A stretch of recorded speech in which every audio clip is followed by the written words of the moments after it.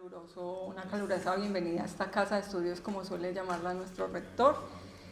Nos complace recibir a nuestros invitados de la Asociación de Editoriales Universitarias de Colombia, ASEUC, a esta jornada de trabajo, un encuentro con editores dedicado al poder transformador desde la producción de conocimiento y su divulgación.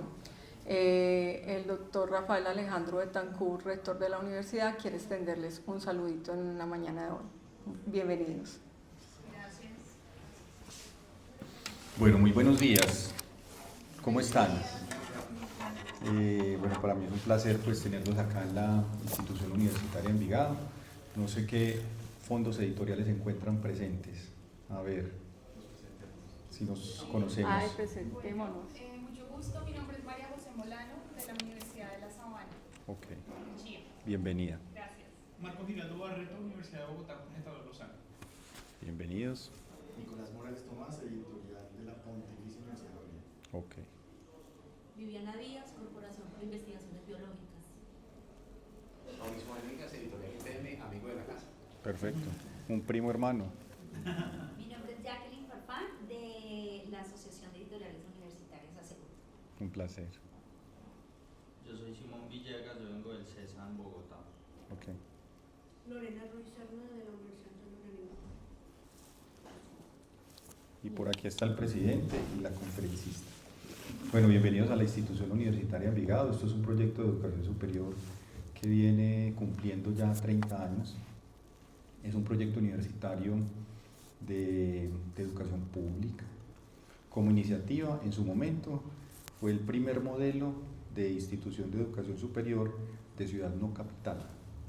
Entonces, hoy pues hemos avanzado mucho en cada uno de los procesos sustantivos. Somos una institución acreditada, una institución con 5 facultades, una nueva, recién creada, que es la Facultad de Ciencias de la Salud y Bienestar. Y esperamos para el próximo año ya tener la oferta de enfermería. Tenemos dentro del componente educativo 34 programas, 4 maestrías, 15 posgrados a nivel de especialización y 15 pregrados. Ya radicamos nuestro primer doctorado y esperamos que en lo que transcurre este año podamos obtener el registro, ya pasamos completitud. Esto para resignificar el sentido social que tiene esta institución. De nuestros 7.300 estudiantes, el 80% aplican a la política de gratuidad. Entonces realmente es un foco también de transformación social dentro de ese aspecto de responsabilidad social, y ya no somos solo Envigado, el 40% es de Envigado, el 50% es del área metropolitana y el 10% es de regiones. Entonces es un proyecto muy bonito y nos place como institución tenerlos acá. Seguro van a dejar un pedacito de corazón. El fondo editorial, agradeciendo pues y saludando al presidente, a la conferencista que los pasé por alto, pero más que un acto protocolario, es decirles que nos sentimos muy complacidos de tenerlos acá. Y parte de la estrategia de esta rectoría, porque es una rectoría apenas iniciando su ciclo, es a 4 años y ya aprobamos plan de desarrollo. Es la primera vez, esto no es un tema de reconocimiento personal, pero sí que me llena de orgullo, y es que un egresado llega a la instancia rectoral. Entonces soy egresado de la Facultad de Ciencias Jurídicas y bueno, tengo una responsabilidad triple, pero es una responsabilidad con mucho amor. Entonces cuando uno hace las cosas con amor, todas las puertas del fondo editorial. Todas las puertas del universo se abren, ¿cierto? Y hemos venido como trasegando. Ladis, pues en otrora, era pues compañera de batallas, cuando estábamos apenas construyendo como los focos de gestión de la institución. Ella también hizo parte de la constitución de este fondo, fuimos investigadores aliados, publicamos un artículo conjunto que de hecho empezó a tener como réditos frente a temas de citaciones, apenas empezando. Y ya hoy el fondo, y pienso que tuvimos la oportunidad de salir de la institución y regresar, también ha tenido su madurez. Entonces, muchas obras publicadas, mi estimada compañera, y parte de la gestión también está en apostarle al tema editorial, al tema cultural, a ese componente específico de bienestar, y es lo que queremos como trazar. No vine a extender un discurso, simplemente a decirles que como institución estamos muy contentos de tenerlos acá.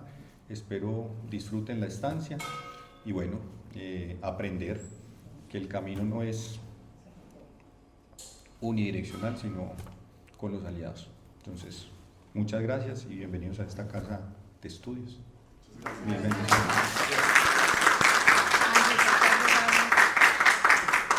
Quiero agregar que el rector va a estar este año acompañándonos en la FIL de Guadalajara, por si hay algún tema concreto para la agenda. Él va a estar este año en la FIL de Guadalajara. Muchas gracias. Muchas gracias. Y permiso. Bueno, le damos paso al presidente de la Asociación de Editoriales Universitarias, Francisco Montaño, para que nos extienda un saludito. Bueno, no, pues qué delicia, buenos días, qué formalidad. Yo no tengo pues realmente mucho más que decir, que me parece que es muy acertado este encuentro, me parece que puede ser muy nutritivo pensar desde la perspectiva de Ana y de Marco el problema de la edición que hacemos en las universidades, porque pues seguramente que ahí van a ver como trazos, visos de posibles perspectivas de trabajo para los asociados. Entonces me parece que es como pues es una celebración poder estar acá en este lugar lejano. y pues muchísimas gracias por la acogida, muchísimas gracias por la invitación y bueno, pues bienvenidos, que sea una linda jornada. Muchísimas gracias.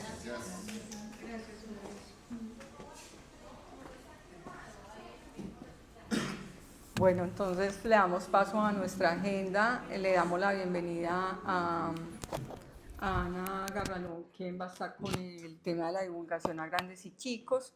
Ana es profesora, traductora y crítica literaria, especializada en literatura infantil y juvenil. Se ha dedicado al estudio de la producción infantil con un riguroso y profundo trabajo de las nuevas técnicas de análisis de la teoría literaria, que suele usar el análisis literario histórico-psicológico, consolidado a mediados del siglo XX y originado en Taimé. Además de estos aspectos, Ana centra su trabajo en un estudio de los libros informativos, destacando sus contribuciones en este campo. Bienvenida, Ana.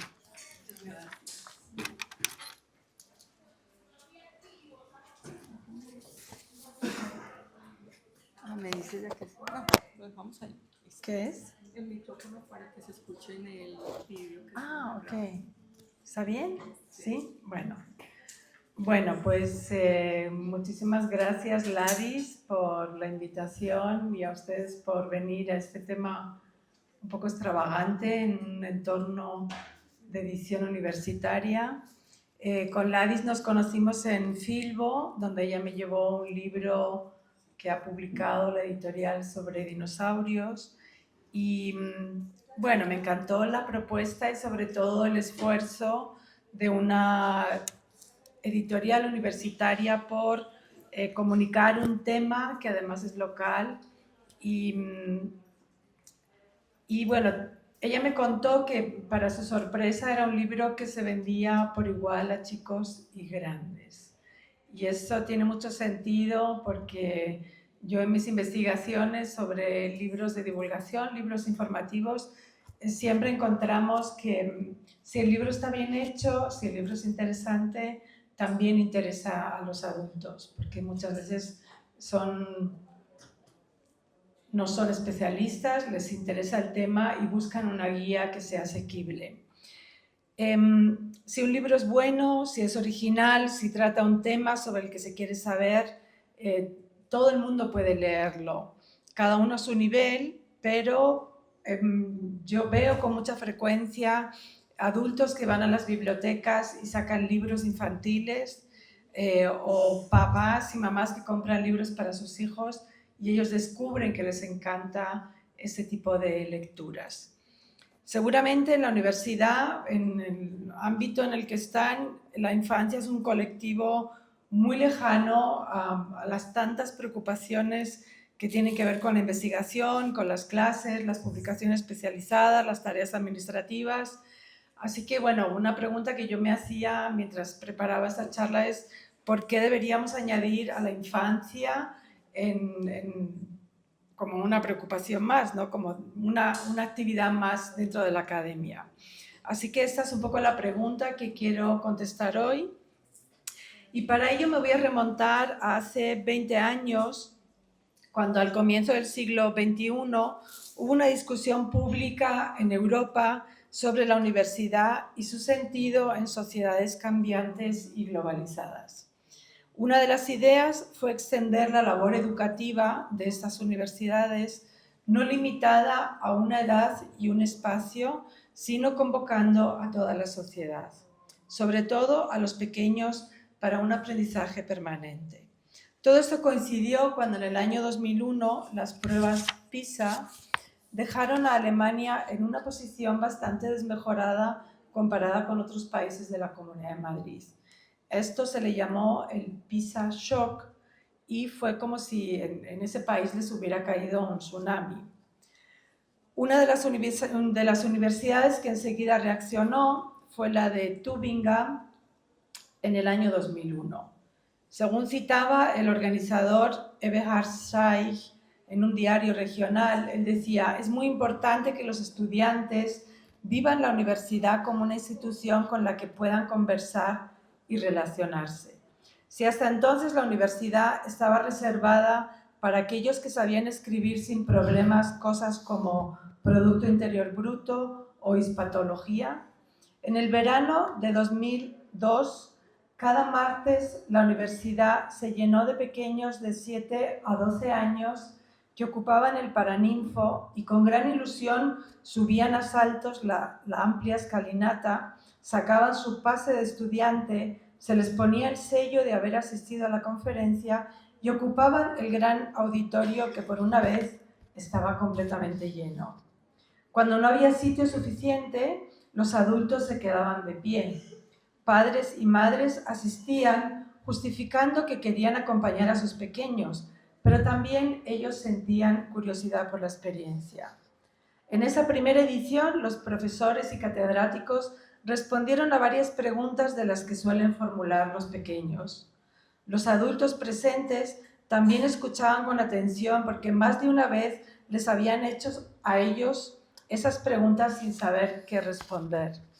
En medio del ajetreo de la vida diaria, a ver quién va a responder a la pregunta de por qué nos tenemos que morir o cómo explicar con claridad que haya pobres y ricos o incluso por qué se extinguieron los dinosaurios.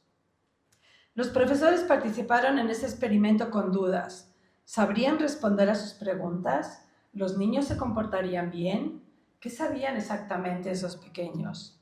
Ante un público tan grande y desconocido, los profesores tenían que pensar mejor sus respuestas para transmitir los conocimientos con claridad y sin irse por las ramas.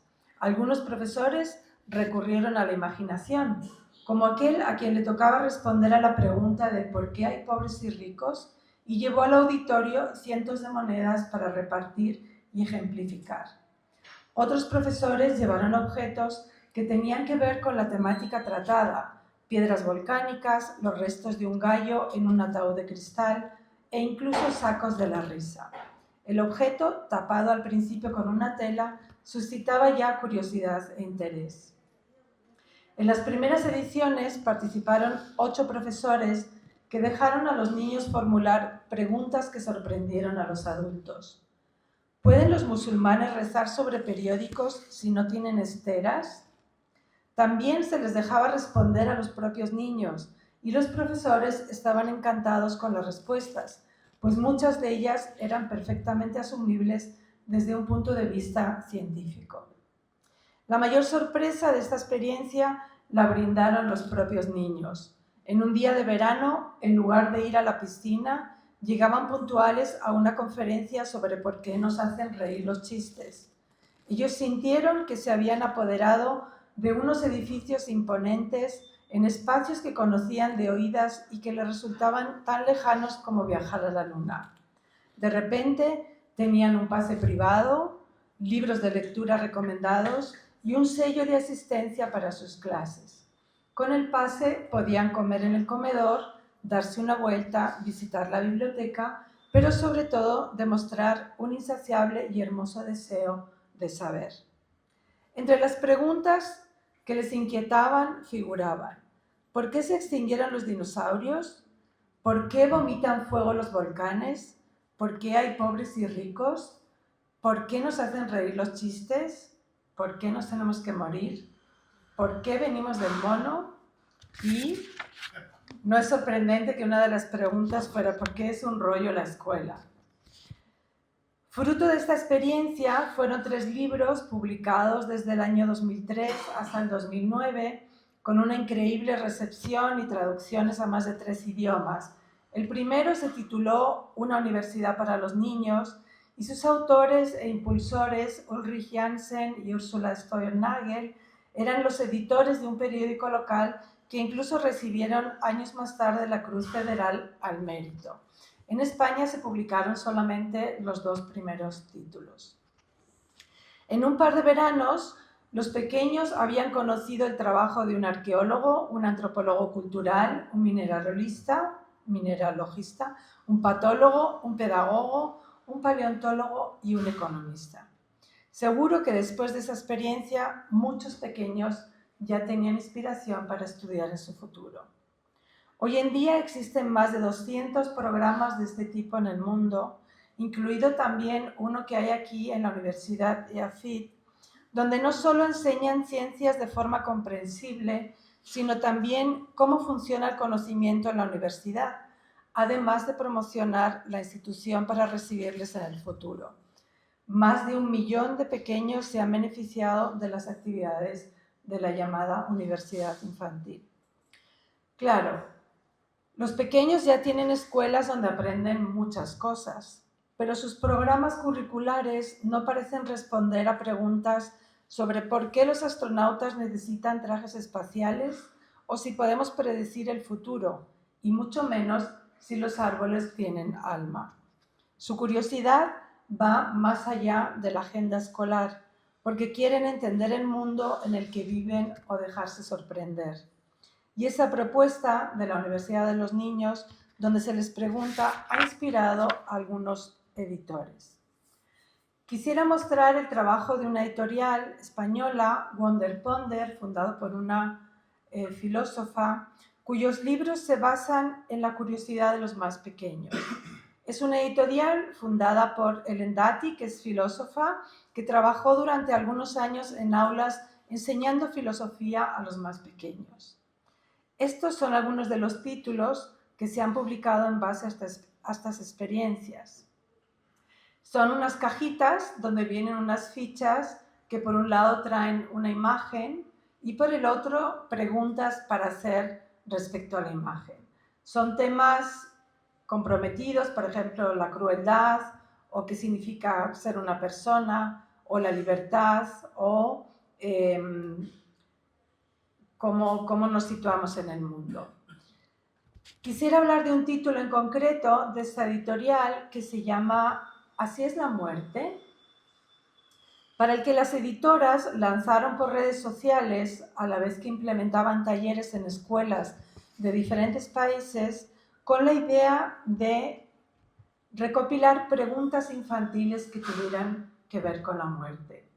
En el ámbito de la literatura infantil, desde hace mucho hay como temas tabú, o sea, temas que no están muy presentes porque quienes crean, quienes editan, piensan que son temas que no van a interesar a los pequeños, y uno de ellos es el de la muerte, que encontramos a veces en la literatura, pero nunca en un libro de no ficción.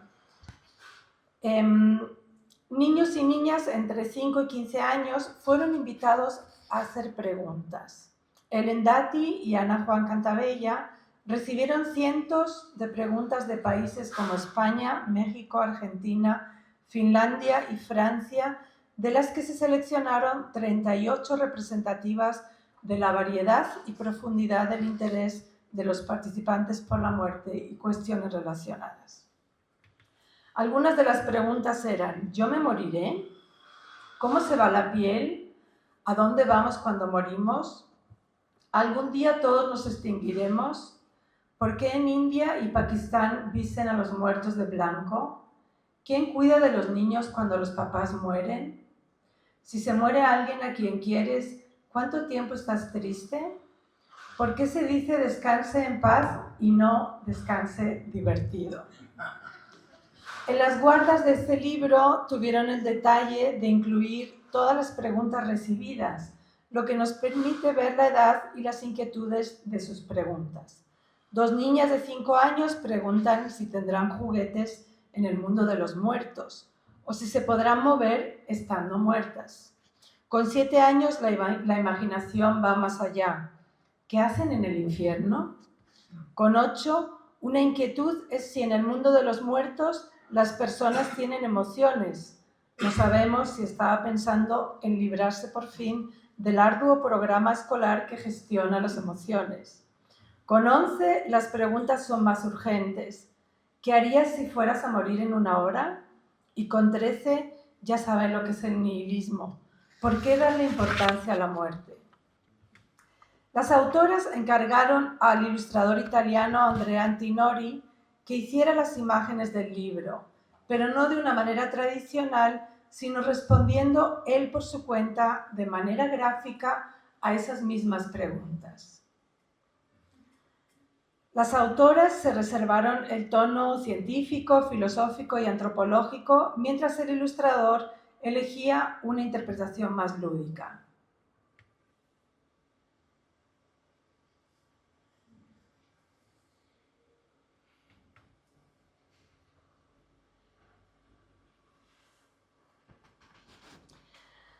Una de las preguntas favoritas de ese libro, una de las mías favoritas, es: si me muero, ¿qué será de mi consola de juegos? Lo que da pie a las autoras a explicar qué significa una herencia. Una de las preguntas más insistentes en la infancia es ¿por qué? Es un síntoma en el sentido de algo que va a ocurrir, del interés de los pequeños hacia lo que les rodea. Es una profunda curiosidad, una disposición natural, es una necesidad vital. Como adultos, a veces alentamos esta pregunta, la contestamos incluso, pero también dejamos de darle importancia porque a fin de cuentas no lo sabemos todo y tampoco tenemos el tiempo. Muchos adultos y mediadores enseguida ponen libros de no ficción en manos de los pequeños, facilitando un encuentro que llevará a nuevos caminos. El libro, ya se ha dicho muchas veces, es un maravilloso medio para crear lazos afectivos, motivar la lectura y, en el caso de la no ficción, contribuir al desarrollo del pensamiento crítico. Se habla mucho hoy en día y desde hace muchos años de la desaparición del libro como objeto, pero nunca termina de desaparecer. Se dice que ahora que la inteligencia artificial va a sustituir nuestra manera de acceder a la información, pero no es cierto. El libro sigue siendo más fiable y si tuviera que decir una diferencia enorme entre el libro y lo que encontramos en Internet, es que Internet no tiene preguntas.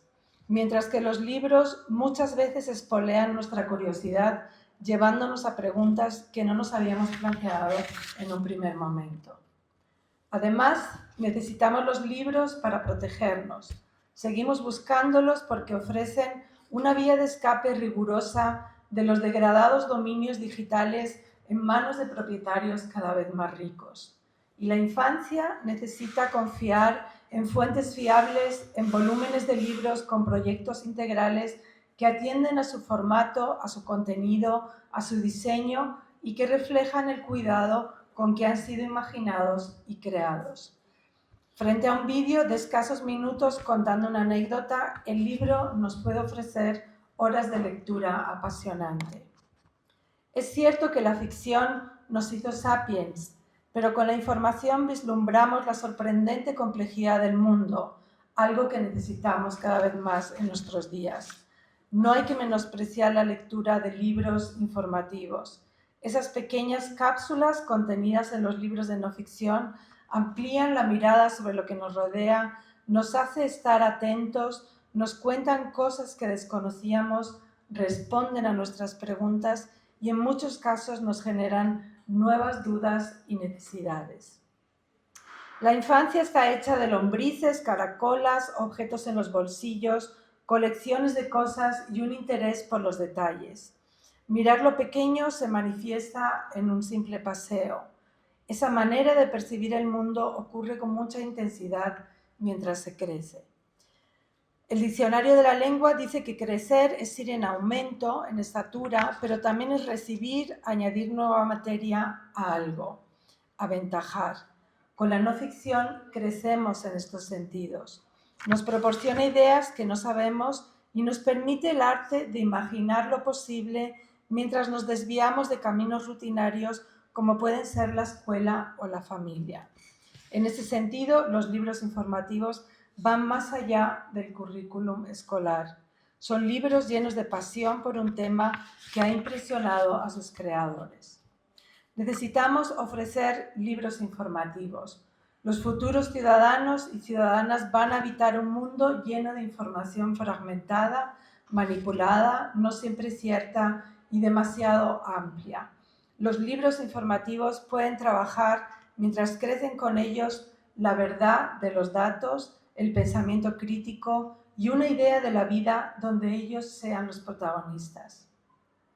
Estos libros hacen posible explorar, navegar, mirar, leer, pensar, observar de tantas maneras posibles como cada uno elige organizar nuestras experiencias mentales y emocionales.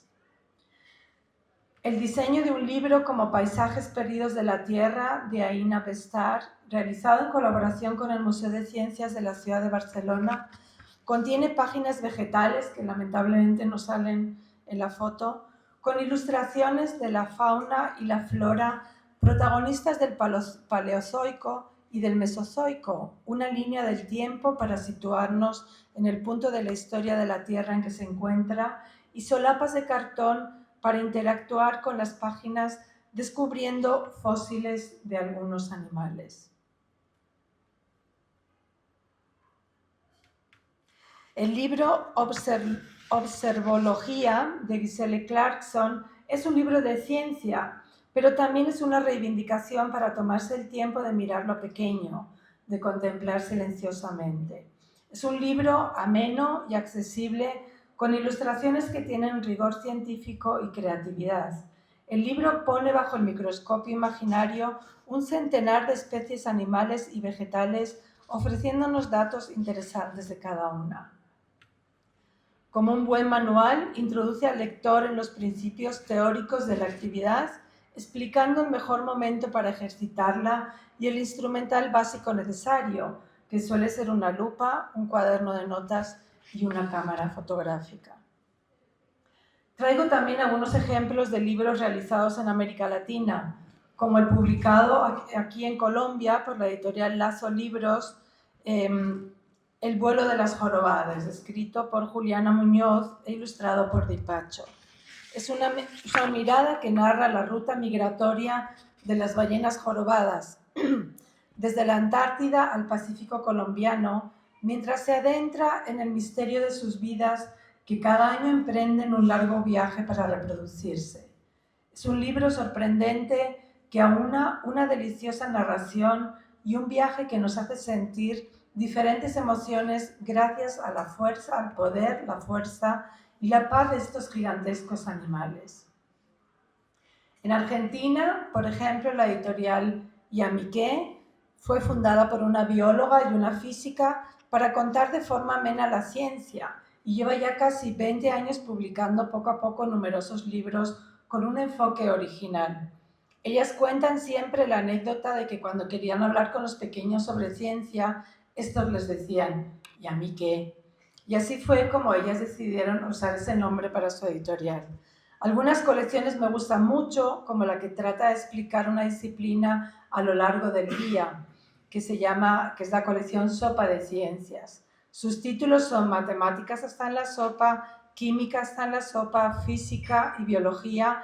Muestran un día en la vida de un niño o una niña y cómo el tema que abordan está presente prácticamente en todo el tiempo. Traigo alguna imagen del libro que ellas cuentan que fue el más difícil de realizar, que fue el de la física.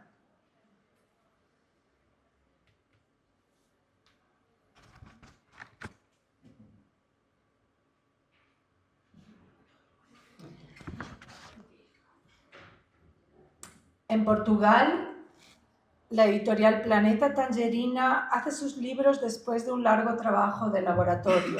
Escritores, diseñadores, especialistas, niños y niñas se juntan para definir el tema y organizar el libro. En este libro, que se llama Comerse el tarro, que es una guía para descubrir el cerebro, la aproximación al cerebro es tan exhaustiva como fascinante. Si antiguamente se tenía al corazón por el órgano responsable de los pensamientos y las emociones, hoy sabemos que todas nuestras ideas, decisiones, emociones y pensamientos se gestan en el interior de nuestro cerebro, en conversación permanente con el resto del cuerpo. Pero, ¿cómo nace un pensamiento? ¿Cómo funciona ese órgano llamado cerebro? ¿Cómo almacena lo que aprende? ¿Cómo crea? ¿Cómo inventa? ¿Cómo hace de nosotros un ser único e irrepetible?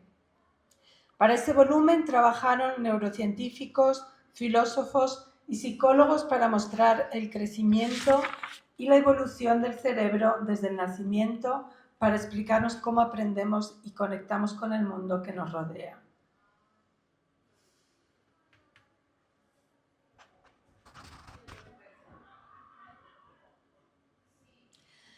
Traigo un último ejemplo de este bloque, también dedicado, es un libro también dedicado al cerebro. Está publicado en Chile por una editorial que solamente hace libros informativos, Amanuta, y el libro se titula Tu cerebro es genial, escrito por la neuropsiquiatra Esperanza Javinger e ilustrado por Sole Sebastián. Es una muestra de lo variado, quería traer un par de ejemplos de lo variado que puede ser el enfoque de un mismo tema en libros diferentes. El diseño, contenido y las ilustraciones pueden variar enormemente. Si muestro estos ejemplos, la verdad es que podría estar horas mostrando libros increíbles. Es por un lado para compartirles un género que tiene una extraordinaria demanda y en el que vale la pena pensar en participar de esa demanda que tiene. Por otro lado, también me interesa que vean la gran variedad de temáticas, formatos, diseños y maneras que tienen estos libros de presentar un tema.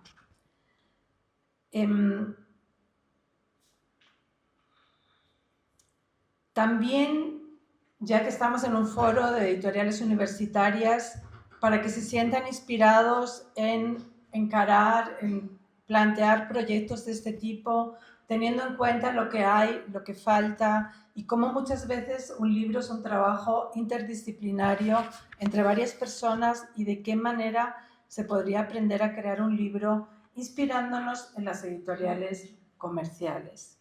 En mi modesta opinión, hay dos efectos que padecen los libros informativos que ignoran lo que ya está publicado. Uno es el uso del cuento como un recurso para contar la información y el otro es la urgencia de aleccionar sobre el tema, o sea, una urgencia muy pedagógica. Lo que yo veo aquí con este tipo de libros es que hay un cierto paternalismo hacia la infancia. Si no cuento un cuento no lo van a entender, y un desconocimiento de que la infancia está muy interesada en los datos, está muy interesada en la información y también les fascina llegar a sus propias conclusiones y que alguien le dé el tema ya resumido. Los libros informativos están llenos de ideas sobre lo que no sabemos, permiten una lectura individual, no buscan la memorización de los datos, sino construir el conocimiento. Invitan a sus lectores a participar en sus intereses, tienen humor, presentan certezas, también dudas y tratan a sus lectores de manera inteligente, porque les ayudan a ser lectores autónomos. Son libros que disfrutan tanto los pequeños como los mediadores, como en la familia. No es extraño que en los últimos años haya una gran profusión de estos libros. Cada vez queremos conocer mejor el mundo que habitamos. No puedo evitar mostrar otro ejemplo de una colección titulada El mapa de mi cuerpo, dedicada a varias partes interesantes del cuerpo humano que, a pesar de ser muy familiares, suelen quedarse fuera de las conversaciones o no han sido demasiado tratadas en los libros. Es decir, el autor, Genichiro Yayú, en lugar de decir el cuerpo humano, de repente elige partes, es lo que yo llamo como las grietas para entrar en el libro. Cada uno su libro. Cada uno su libro. Wow. Y ellos toman, él ha tomado elementos muy presentes en la infancia y que a la infancia le interesa mucho, por ejemplo, las costras o los agujeros o el ombligo. Es decir, a partir de ahí él entra y abre un tema de posibilidades. Son textos que disfrutan igual pequeños y grandes. El autor se ha juntado con algunos médicos especialistas y bueno, tienen toquecitos de ficción porque hay personajes que hablan. Nos muestran que aunque todos los países tienen su propia geografía, con sus montañas, sus ríos y sus mares, todos los habitantes del planeta tenemos un mapa del cuerpo común que nos sirve a todos. Es posible que hasta ahora no nos hayamos parado a pensar en los agujeros de la nariz, pero si lo hacemos, descubriremos que pueden ser tan atractivos como una expedición espeleológica. Genichiro los describe con humor y con cada uno de sus libros nos invita a mirar nuestro cuerpo de otra manera. A fin de cuentas, no está mal mirarse de vez en cuando el ombligo. La divulgación, a diferencia de la enciclopedia o de los manuales, muestra una ciencia en marcha, donde los y las investigadoras intentan comprender el universo proponiendo hipótesis, imaginando experiencias, confrontando teorías. Los buenos libros informativos no están llenos de certezas, sino que comparten con sus lectores hipótesis, preguntas, dudas y experiencias del mundo científico. El mundo comercial es enorme y dinámico, aunque también tiene sus modas y tendencias que todo el mundo copia.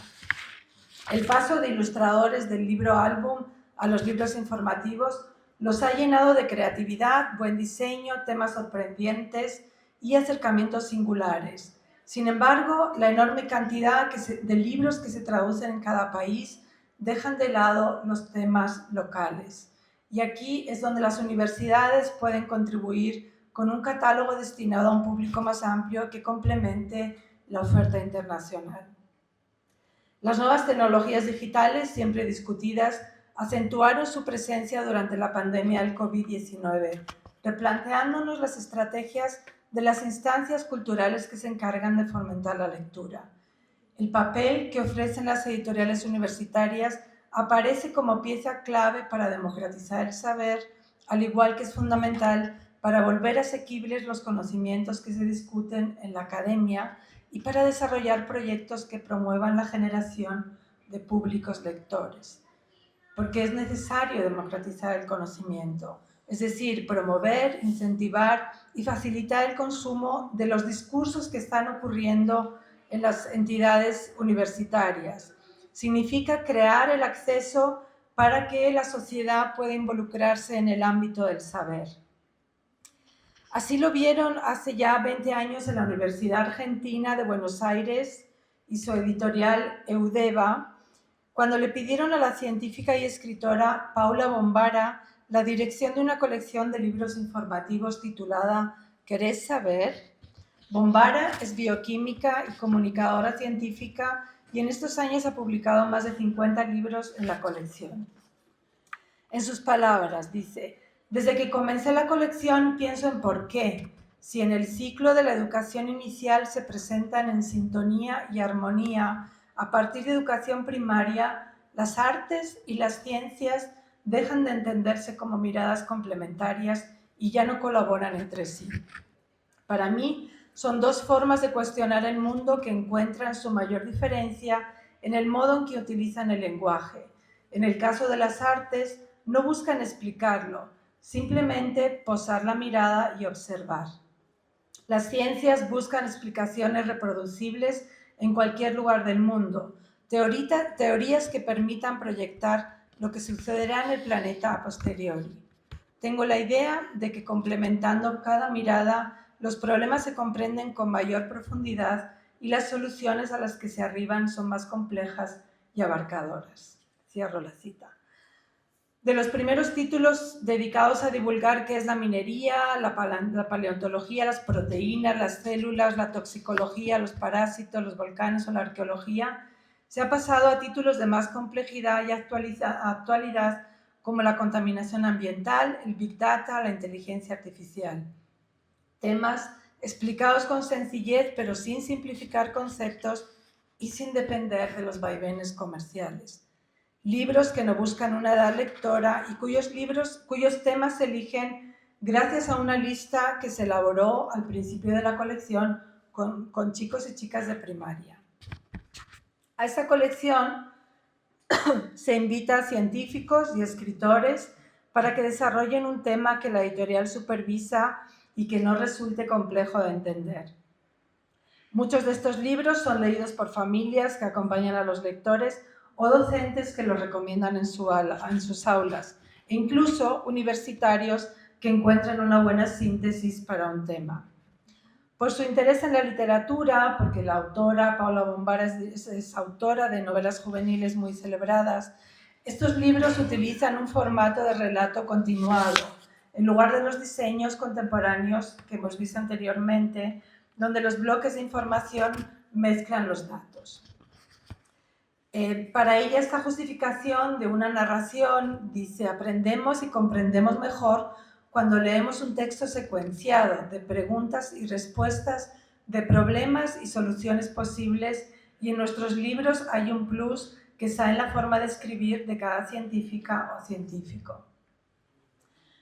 Claro, una pregunta que yo me hacía al preparar esto es, bueno, ¿qué pinta una universidad haciendo libros de divulgación para pequeños? Porque ya hay tanta oferta, pero cada vez encuentro que hay más editoriales que aceptan ese compromiso de mostrar lo que está pasando en la universidad. Creo que hay un abismo muy grande entre lo que es la universidad y la sociedad y los pequeños, ¿no? O sea, la universidad se ve como una cosa que está ahí arriba, a veces imposible de alcanzar, y con la publicación de estos libros creamos un puente entre la sociedad y el trabajo interno. Otro ejemplo de divulgación lo encontramos en la UNAM. Ellos tienen una revista digital gratuita que se llama Paciencia para Todos, es muy mexicano ese nombre, donde ellos hacen monográficos dedicados a un tema. El último número, por ejemplo, estuvo dedicado a las migraciones y tiene artículos variados como los microplásticos, los genes, las mariposas monarcas o incluso sobre los migrantes llamados espaldas mojadas. Bueno, otra experiencia muy interesante desde la mano del científico argentino Diego Golombek, en colaboración con la Universidad Nacional de Quilmes, que creó la colección La ciencia que ladra. Dice, la ciencia ladra pero no muerde. Y se hicieron un convenio con la editorial Siglo XXI. Yo sé que a veces el tema de la distribución es muy complejo, es complicado llegar a las librerías generales, pero hay muchos proyectos donde hacen una asociación con una editorial que ya tiene esa distribución. Golombek es uno de los jóvenes científicos argentinos empeñado en llegar a toda la sociedad. Biólogo de profesión, la colección que dirige está llena de humor y rigor al mismo tiempo. Esta colección convierte textos científicos en atractivos libros de divulgación, llenos de recursos como analogías, metáforas, ejemplos, anécdotas y curiosidades y humor para explicar la ciencia a un público muy amplio que va de pequeños a adultos, incluyendo docentes que muchas veces recomiendan estos libros en el aula. La colección tiene dos series, la clásica, que son estas imágenes de aquí, y la mayor. La clásica son textos muy atractivos que muestran fenómenos científicos juntándolos con la vida cotidiana. y la mayor elige algunos de estos textos para desarrollarlos más ampliamente. Uno de los libros más exitosos que escribió el propio Diego es El parrillero científico, donde utiliza una de las grandes aficiones argentinas, que es la parrilla, para contarnos desde el punto de vista científico lo que hace que el asado resulte delicioso. Actualmente se creó una edición en la serie mayor y en una entrevista donde le preguntaban qué sentido tenía compartir esos conocimientos que normalmente están siempre en un mismo circuito, dijo, por un lado está la comunicación a los colegas en forma de congresos y papers científicos, pero no alcanza. Es necesario poner en común el conocimiento con la sociedad que nos abraza y nos paga. Comunicar la ciencia te ayuda a aclarar las ideas, a hacerte preguntas básicas que de otra manera quedan debajo de la alfombra. Temas como la energía, contaminación, salud, alimentos son los temas de la actualidad y es imposible estar al margen. En el año 2005 pidieron para esta colección la colaboración de un reconocido periodista deportivo del que casi nadie sabía que era matemático. Y ese señor publicó este libro titulado Matemática, ¿estás ahí? Y se convirtió en un boom editorial. Fue el libro de no ficción más vendido en el año 2006 y dio una grandísima visibilidad a la colección también. En el año 2018 este libro había vendido más de 1 millón de ejemplares. Y a raíz de la publicación de este libro, Adrián Paenza dejó su trabajo de comentarista deportivo y se dedicó a publicar un montón de libros divulgando matemáticas. Como Golombek dice, la ciencia es una cosa seria para los que no estamos ahí, pero basta con entrar en un laboratorio para ver a científicos que se ríen, hacen chistes, festejan, comen y se divierten. Así que, ¿por qué no reflejar esto en los libros? Un ejemplo de conexión con las inquietudes sociales es uno de los títulos de esta colección que se llama Científicas, cocinan, limpian y ganan el premio Nobel y nadie se entera, de Valeria Edelstein, donde aborda cuestiones de género ligadas a la ciencia. El título surgió cuando en 1977 la revista Family Health describió la concepción que el mundo tenía de las mujeres de la ciencia. En su investigación, Valeria habla de cómo el limpiaparabrisas, la base de la tecnología Wi-Fi o el primer lenguaje de computación fueron inventados por mujeres. Quisiera hablar de otro proyecto ligado a una institución española, el Centro Superior de Investigaciones Científicas, el CSIC. Tiene todo un proyecto que se llama el CSIC en la escuela. Fue creado hace 30 años por el físico José María López Sancho y la maestra María José Gómez con la idea de dotar a la enseñanza escolar de ciencias de una aproximación verdaderamente científica que acerque a niños y niñas a la ciencia en lugar de expulsarlos. No puede atraer lo que no se entiende y no puede entenderse lo que no se piensa. López Sancho dijo en una entrevista, si un niño no ha oído hablar de ciencia a los 7 u 8 años y no ha tenido curiosidad científica por algo, es muy probable que quede excluida de sus futuras elecciones. El programa se basa en la metodología STEAM, que combina ciencia, tecnología, ingeniería, arte y matemáticas para proporcionar un enfoque de aprendizaje holístico y práctico. El STEAM hace hincapié en la colaboración, la creación, la creatividad y las habilidades de pensamiento crítico que son fundamentales en el mundo real. Esta metodología STEAM va más allá de una metodología que al principio era solo ciencia, tecnología, ingeniería y matemáticas, a la que le añadieron artes. Esta metodología desarrolla el pensamiento crítico, fomenta la colaboración y el trabajo en equipo, la creatividad, la innovación, mejora las habilidades sociales y emocionales, establece conexiones con el mundo real y prepara a los estudiantes para carreras en diferentes campos. El programa tiene una plataforma web, pero también tiene cursos de formación para docentes y otros recursos. En el año 2023, el CSIC dio un paso más al asociarse con la editorial especializada en libros informativos Zahorí Books para crear una colección específica titulada Mentes Curiosas, Curiosas Mentes, con la intención de acercar el conocimiento científico al público infantil y juvenil. Ya han aparecido 3 títulos, uno de ellos es Oler, y se le pidió a una escritora e ilustradora especializada, Berta Páramo, un libro que respondiera a preguntas como ¿por qué las naranjas huelen y el azúcar no? ¿Cuál ha sido el peor olor de la historia? ¿Los recuerdos unidos a olores son más fuertes que los asociados a otros sentidos? Para esta colección se le pide a alguien especialista que realice el libro. En este caso Berta es escritora y además es ilustradora, pero va con la asesoría de una persona científica, en este caso fue Laura López Mascaraque, que es investigadora del propio CSIC. El segundo libro de la colección, también realizado por Berta Páramo, es muy interesante este ilustrador porque tiene como muchos registros gráficos. Se tituló Bichos y explora esos seres pequeños que están alrededor casi sin que los veamos.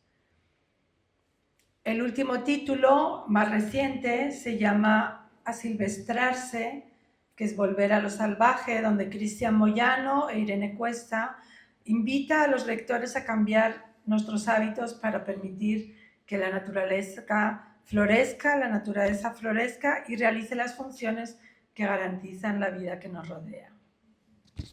La verdad, ya voy terminando, yo no soy especialista en edición universitaria.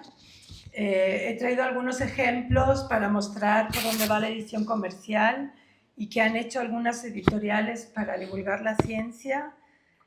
Cuando visito librerías colombianas, siempre extraño, traía esto escrito, pero ahora que he estado en el festival ya lo he visto publicado, porque traía escrito que siempre he extrañado que no hubiera en Colombia un libro sobre las frutas.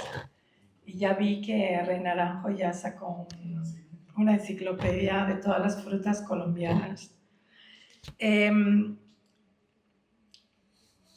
También extraño libros de temas locales sobre el rico lenguaje colombiano que me sorprende cada vez que escucho a alguien. Ahora en la fiesta escuché a un señor que en lugar de preguntar el precio de un libro decía ¿cuánto está la inversión? O decía ¿cuánto está la inversión? Pero también, creo que hay muchos temas locales que las editoriales comerciales no se animan a hacer porque tienen un espectro, digamos, limitado de comercial, aunque luego, como hemos visto en el caso de Buenos Aires, de Argentina, de repente puede haber títulos que empujan mucho la colección. Y sueño también, y me encantan los libros donde interactúan varias disciplinas. Por ejemplo, en Colombia me encantaría ver un libro sobre la banana, donde la biología, la historia, el arte, la literatura, la fotografía y la antropología se darían la mano para explicar algo que es muy del país y donde, digamos, la banana no es solamente una fruta, sino que tiene muchísimo que ver con Colombia. Yo creo que hay mucho por hacer y esta charla ha sido una invitación, como me sugirió Ladis, a que se planteen la pertinencia en sus editoriales de proyectos de divulgación más amplios que lo que hacen normalmente. Y solamente espero que esta charla les haya inspirado un poquito. Muchas gracias.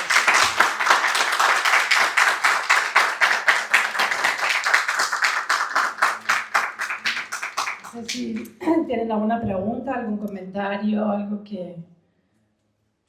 Sí, no, buenísima la charla, porque toda la cantidad de ideas y el trabajo que tuviste en mirar proyectos. en concreto en la Universidad Javeriana hace unos 6 años antes de pandemia sacamos un libro solo para mostrarte como las dificultades del editor universitario en entender en ese mundo. Un libro que se llamaba Playa Río, que era un intento de explicar a los niños de unas ciertas regiones del Pacífico el fenómeno del paramilitarismo. Y era a través de un ilustrador, es un libro con formato tapadura, bueno, y el lenguaje, para nosotros los editores universitarios fue dificilísimo editar eso, porque no sabíamos qué era exactamente el lenguaje justo, qué palabras había que utilizar, no se puede utilizar la palabra paramilitarismo, eso no tiene sentido. Y ahí fue cuando entendimos, y los editores de mesa que yo tengo, entendieron que hay unos lenguajes muy específicos de este género, y que no es como que, vamos a decirle al rector que vamos a hacer un libro para niños explicando temas, sino que hay una postura, digamos, estética, un lenguaje que hay que apropiar y que es muy complicado. Y lo segundo que descubrimos es que la editorial universitaria no tenía la distribución y no tenía, digamos, fue un libro que se me quedó un poquito en bodega, porque no encontré los canales para decir yo también hago libros para niños, y sobre todo un tema tan pesado, que era, el libro es muy bonito. Entonces es como para contarte que hemos, pues por lo menos en mi caso, hecho algún intento de incursión, pero tiene esos dos problemas: editores que no están formados, digamos, en esta secuencia de lenguaje, en esta secuencia narrativa, y también que exige mucho. Y lo segundo, el problema de la distribución también es un tema complicadísimo.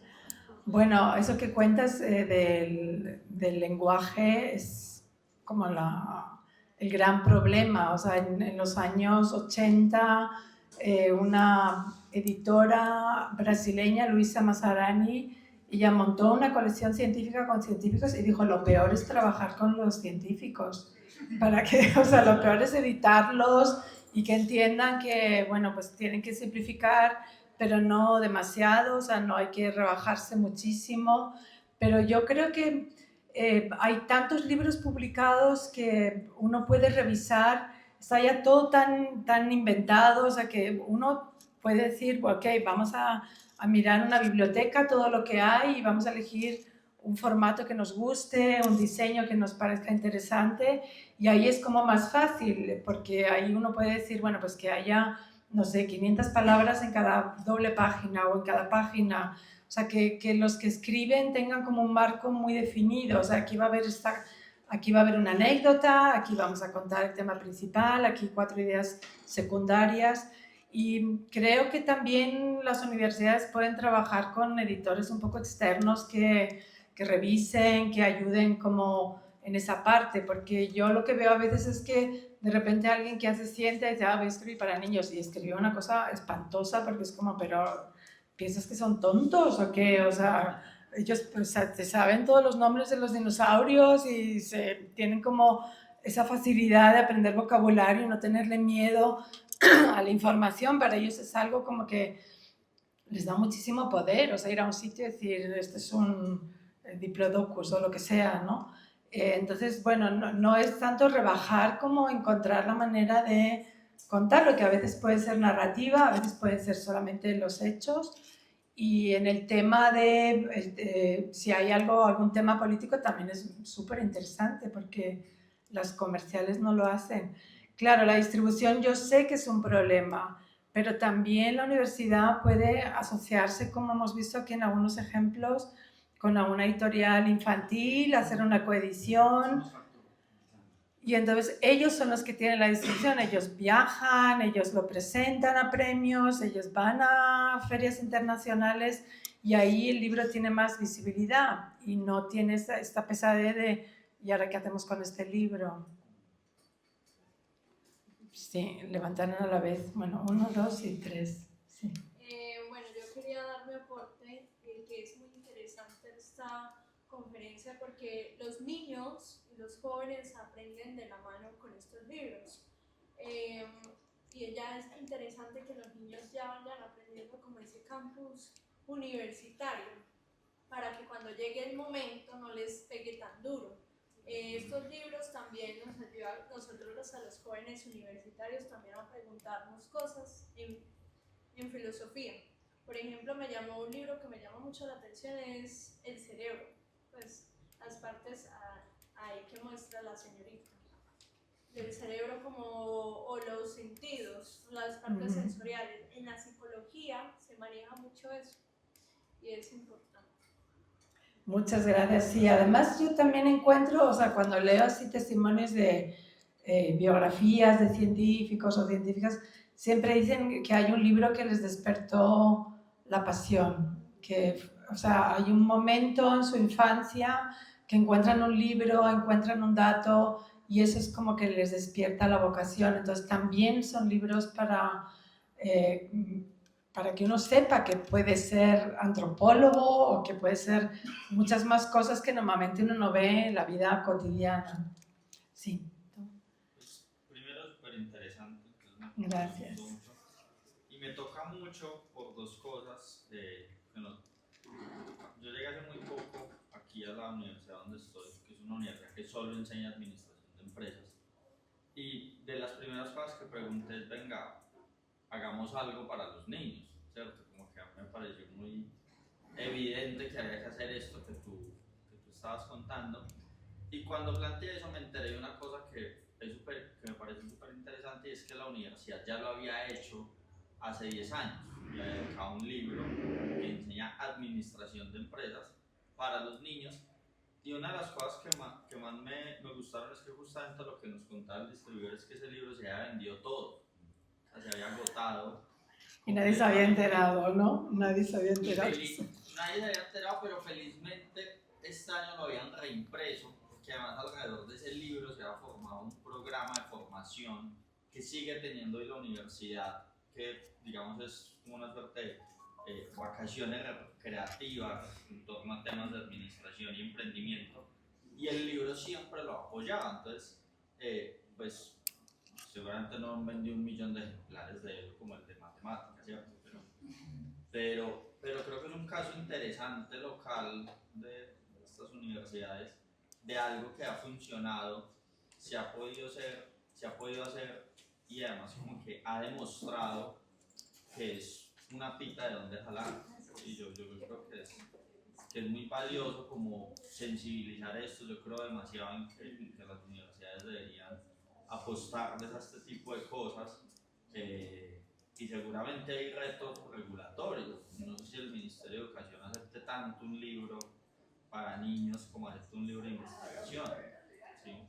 Pero con todo y eso, pues creo que hay que tener inteligencia para hacer esas apuestas, y ojalá que no solo el CESA, sino muchas más editoriales se animen a meter sus temas aquí, porque pues primero porque creo que nos conviene, ¿sí? Al final esos niños van a estudiar, y más en un mundo en el que tanto están diciendo que quieren ser influencers y que la universidad no importa, pues la forma de paliar eso es haciendo que el conocimiento importe desde la infancia.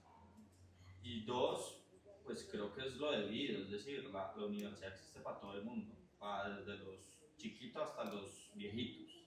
Entonces, pues muchas gracias, porque creo que es un tema muy valioso y como digo, nosotros por lo menos tenemos una experiencia que sí sirve y que sí funciona. Entonces, para que se animen también aquí los demás. Bueno, entonces van a hacer más, ¿no? Sí, ese es uno de los proyectos del otro año, ojalá que salga. Ojalá que sí. Bueno, Ana, muchísimas gracias, muy amable por este panorama tan interesante. Rápidamente compartir un poco la experiencia que hemos tenido en el Politécnico Gran Colombiano, donde precisamente en el interés de articular todo lo que sucede en la comunidad académica, no solamente de la parte de investigación, academia, hace 5 o 6 años ya nos dimos a la tarea de buscar lo que pasaba en el aula de clase, y a partir de ejercicios de clase de chicos de formación en diseño e ilustración, en una línea editorial empezaron a descubrirse esos talentos.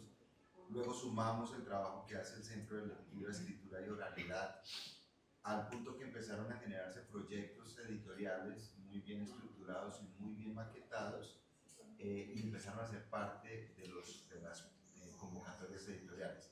Hoy tenemos una colección de cuento ilustrado y han ido sumándose temas absolutamente transversales a la academia, sociales, políticos, desplazamiento. El más reciente que presentamos en Filco, que se llama El Niño Maleta, y un poco respondiendo a la inquietud de Nico. Claro, al comienzo también teníamos el temor de la distribución y pues empezamos con cortos tirajes y hoy en día ya tenemos 5 reimpresiones de ese título en menos de un año. Eso es algo un poco, claro, es una temática dura porque es un tema de desplazamientos. Los invito a que lo conozcan, a que lo vean ahorita en la fiesta del libro, y ha sido una experiencia realmente muy bonita.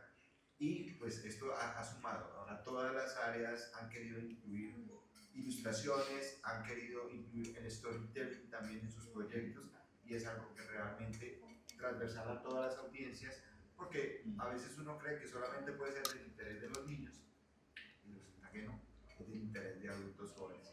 Gracias por tu. ¿Qué tantos lectores adultos tienen estos libros? Bueno, por ejemplo, el de Buenos Aires es 1 millón, o sea, muchísimo. Y todos, o sea, es una colección que busca como esa ambivalencia, que no es solamente infantil, sino que busca un público muy amplio. Entonces hay docentes que lo recomiendan en sus clases, en la propia universidad también lo recomiendan como lecturas. Y claro, en España, por ejemplo, los que compran los libros son adultos, entonces también ellos seleccionan según sus intereses, etcétera.